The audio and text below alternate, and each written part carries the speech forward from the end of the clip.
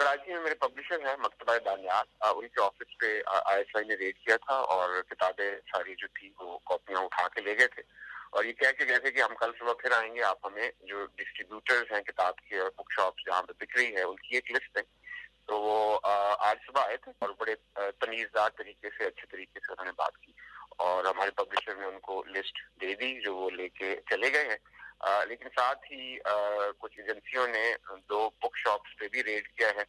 General Zia के साहबजादे हैं एजाजुल हक, उन्होंने पिछले हफ्ते एक लीगल नोटिस भेजा था हर जाने का कि मेरे वालिद साहब की इस किताब में जो है बेइज्जती की गई है। तो वो एक लीगल नोटिस है, उसका हम जवाब तैयार कर रहे हैं। कोर्ट एक इदारा है, अगर किसी को किताब पे इतराज़ है तो वो कोर्ट में जा सकता है। हम वहाँ पे पेश होकर अपनी सफाई देने को तैयार हैं और देंगे। हम लीगल नोटिस का जवाब तैयार कर रहे हैं।